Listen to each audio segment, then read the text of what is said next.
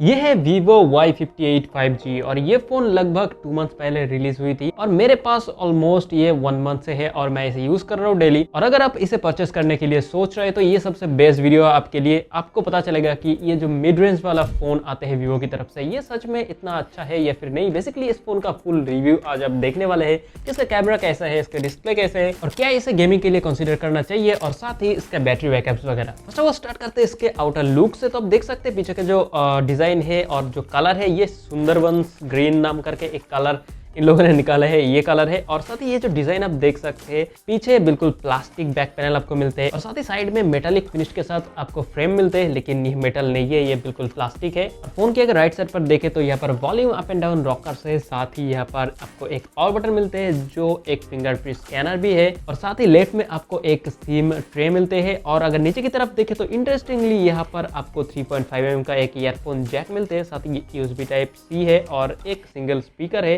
और फ्रंट की तरफ अगर आप देखें तो ऊपर भी एक और स्पीकर है, यानी कि स्टेरियो स्पीकर है। ये फोन आउटडोर यूज करने पर मुझे सबसे बड़ा जो प्रॉब्लम आया है इसके डिस्प्ले में, ये बहुत ही ज्यादा रिफ्लेक्टिव है। मतलब आप बाहर बिल्कुल आराम से इसे नहीं देख सकते, बहुत ज़्यादा रिफ्लेक्ट करते हैं आसपास के जितने भी सारे चीज़ें हैं, ये सब कुछ दिखने लगते हैं फ़ोन के अंदर। और साथ ही ये फ़ोन सिर्फ 1024 निट्स के ब्राइटनेस के साथ आता है, तो डेफिनेटली इतना ज़्यादा ब्राइट भी नहीं है। हालांकि Vivo दावा करते हैं कि इस सेगमेंट में ये सबसे ब्राइटेस्ट डिस्प्ले वाला फ़ोन है। और इसमें आपको 6.7 इंचेस डिस्प्ले मिलते हैं, जहाँ पर ये फुल HD+ रेजोल्यूशन के साथ आते हैं। और साथ ही यहाँ पर 120 हर्ट्ज का रिफ्रेश रेट भी आपको मिलते हैं। और फोन के डिस्प्ले में जो कलर्स वगैरह प्रोड्यूस करते हैं, ये काफ़ी अच्छा सा ही है, बूस्टेड कलर्स प्रोड्यूस करते हैं जो देखने में काफी आई प्लीजिंग लगते हैं। कलर्स को लेके इतना ज्यादा इशू नहीं आने वाला है आपको। पर जिस चीज को लेके आपको सच में इशू आने वाले है, ये है इसका कैमरा। पीछे आप देख सकते हैं ये कैमरा मॉड्यूल है सर्कुलर शेप का, और यहाँ पर आपको 50+2 मेगापिक्सल का कैमरा मिलता है देखने को। साथ ही आप देख सकते हैं यहाँ पर एक फ्लैश है, और नीचे वाला जो रिंग है ये स्मार्ट डायनामिक लाइट है जो नोटिफिकेशन और म्यूजिक के साथ साथ ब्लिंक करते हैं। और इसमें जो फोटोज वगैरह आते हैं, ये नेचर का फोटो काफी अच्छा ही मतलब ले लेते हैं, थोड़ा सा ओवर सैचुरेटेड बूस्टेड कर देते हैं, और ये नेचुरली होते हैं इस सेगमेंट में। जितने भी सारे फोन है इस प्राइस में,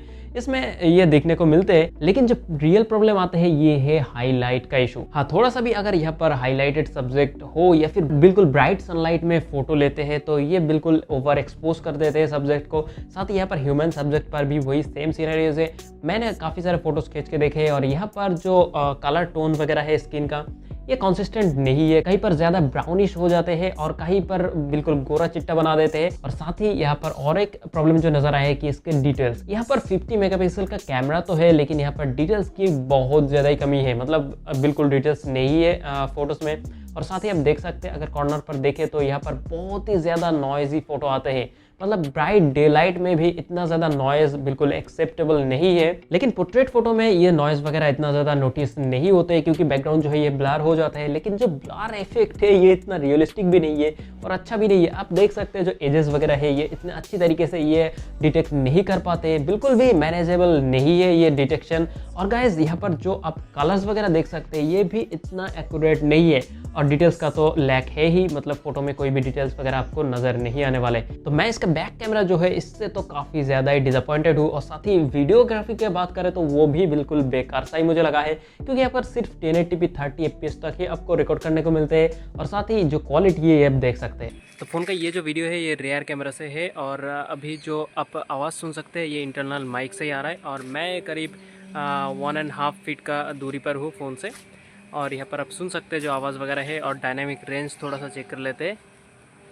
ये आप देख सकते हैं जो हालात है। और यहाँ पर 30 fps तक ही अवेलेबल है 1080p के साथ। तो वीडियो फुटेज आप लोगों ने देखा है, ये काफ़ी ज़्यादा शेकी था। हालांकि यहाँ पर एक स्टेबिलाइजेशन तो है, लेकिन ये इतना ज़्यादा काम का नहीं है। साथ ही जो डायनामिक रेंज वगैरह है ये भी मैनेज करने में थोड़ा सा दिक्कत आ जाता है इस फोन को। वैसे यहाँ पर आपको एक स्लो मोशन वीडियो कैप्चर का ऑप्शन भी मिलते हैं, जहाँ पर आप देख सकते हैं जो फुटेज वगैरह है बिल्कुल ये बॉल आप देख सकते हैं एकदम से ओवर एक्सपोज हो चुके हैं। मतलब कोई भी कंसिस्टेंट लाइटिंग वगैरह ये सब मेंटेन करके नहीं रख सकते ये फोन। लेकिन इससे थोड़ा सा आपको सुकून मिल सकता है अगर आप फ्रंट कैमरा में स्विच होते हैं, तो जहाँ पर आप फोटोज वगैरह ये देख सकते हैं फ्रंट कैमरा से लिए गए फोटोज काफी डिसेंट से आते हैं। हालांकि यहाँ पर भी जो स्किन टोन है ये नेचुरल सा नहीं रहते, थोड़ा सा ज्यादा ब्यूटीफाई कर देते हैं आपको। साथ ही जो डिटेल्स है ये भी फ्रंट कैमरा में इतना ज्यादा नहीं है, लेकिन ये थोड़ा सा ज्यादा कंसिस्टेंट है as compare to back camera. कि फ्रंट कैमरा में अब कोई भी सिचुएशन में फोटोज लेते हैं तो ज्यादातर टाइम जो है ये अच्छा का फोटो ही ले लेते हैं। और यहाँ पर आप पोर्ट्रेट मोड देख सकते हैं। पोर्ट्रेट मोड में अगर आप थोड़ा सा कंट्रोल लाइटिंग सिचुएशन में है तो काफ़ी अच्छा फोटोज ये निकल के देते हैं, लेकिन यहाँ पर भी डिटेल्स की काफ़ी ज़्यादा कमी रहेगी। और अभी चलिए आप लोगों को दिखाते हैं कि फ्रंट कैमरा का जो वीडियो है ये कैसा है। और अभी ये जो वीडियो है ये 1080p 30 fps पर हो रहा है फ्रंट कैमरा से। आप देख सकते हैं मैं करीब 1.5 फुट की दूरी पर हूँ कैमरा से। और ये है इसका क्वालिटी, आप देख सकते हैं जो डायनामिक रेंज वगैरह है ये आप देख सकते हैं। मेरा पीछे का जो स्काई है डेफिनेटली ये ब्लोन आउट हो चुके हैं। और इंटरनल माइक का जो साउंड है ये अभी आप चेक कर सकते हैं कैसा है। और अभी का जो लाइटिंग कंडीशन है ये डेफिनेटली बिल्कुल आइडियल लाइटिंग कंडीशन में है, काफ़ी अच्छा लाइटिंग कंडीशन है अभी। और फ्रंट कैमरा में डेफिनेटली बहुत ज़्यादा ही शेकी है ये। और वीडियो क्वालिटी के बारे में और क्या बताएं, आप देख सकते हैं it couldn't even match my skin tone. और देख सकते हैं थोड़ा सा ही मतलब लाइट में आने के बाद ही जो है ब्लोन आउट हो रहा है। यहाँ पर आप देख सकते हैं बहुत ज़्यादा हाईलाइटिंग का इशू आ रहा है, ये देखिए। ओवरऑल अगर कैमरा की बात करें तो इस प्राइस के हिसाब से भी ये फ़ोन काफ़ी डिज़ास्टर है एक कैमरा के मामले में, क्योंकि यहाँ पर जो कैमरा क्वालिटी वगैरह है इतना ज़्यादा अच्छा नहीं है। फ्रंट कैमरा थोड़ा बहुत ठीक ठाक सा है, लेकिन बैक कैमरा बिल्कुल भी अच्छा नहीं है। इसी के साथ ही अगर परफॉर्मेंस की बात करें तो यहाँ पर आपको स्नैपड्रैगन 4 Gen 2 मिल जाते हैं। और गाइस ये जो मतलब चिपसेट है ये काफ़ी एवरेज था, या फिर आप बोल सकते हैं बिलो एवरेज सा चिपसेट है जो एक्सपेक्टेड नहीं था इस प्राइस में। और साथ ही ये फ़ोन 8GB रैम से स्टार्ट हो जाते हैं, जहाँ पर आपको एंड्रॉयड 14 मिलते हैं और FunTouch OS 14 भी मिल जाते हैं। और अगर गेमिंग की बात करें और पर्टिकुलरली BGMI की बात करें तो आप यहाँ पर देख सकते हैं जो BGMI का सेटिंग्स है यहाँ पर आपको स्मूथ अल्ट्रा मिलते हैं, साथ ही बैलेंस अल्ट्रा भी मिल जाते हैं, लेकिन उसके ऊपर आपको ऑप्शन नहीं मिलते, यानी कि आपको 60 FPS नहीं मिल सकते और 90 FPS तो अब भूल ही जाओ। इसी के साथ ही आपको थोड़ा सा दिखा भी देते हैं कि जो गेमिंग परफॉर्मेंस है ये कैसा है। मैंने मतलब इस अल्ट्रा FPS के साथ भी काफ़ी सारे फ़ोन्स के गेमिंग टेस्ट किए हैं, लेकिन इतना ज़्यादा चॉपी गेम बिल्कुल भी नहीं था। फ्रेम रेट जो है ये काफ़ी ज़्यादा ड्रॉप्ड था और सिर्फ TDM खेलने पर भी यहाँ पर हल्का फुल्का लैग भी आपको देखने को मिलते हैं हेयर एंड देयर। लेकिन एक अच्छी बात यह है कि इस फ़ोन का बैटरी बैकअप काफ़ी अच्छा है, क्योंकि इसमें 6000 mAh का बैटरी है, साथ ही आपको 44 वाट का फास्ट चार्जर मिल जाते हैं, जहाँ पर इसे चार्ज होने में लगभग 1 आवर एंड 20 मिनट्स या फिर 30 मिनट्स के आसपास लग जाते हैं। लेकिन यहाँ पर जो चार्जिंग बैकअप है ये काफ़ी अच्छा मिलता है आपको, मतलब 1 चार्ज में आप फुल डे आराम से चला सकते हो। साथ ही एक और चीज़ का तारीफ करना पड़ेगा जो है इसका स्पीकर क्वालिटी काफ़ी अच्छा है। यहाँ पर आपको एक बूस्टेड मोड भी मिलते हैं ऑडियो में, जहाँ पर ये 300% वॉल्यूम को एनहेंस कर देते हैं, जहाँ पर आप देख सकते हैं क्वालिटी कैसा है।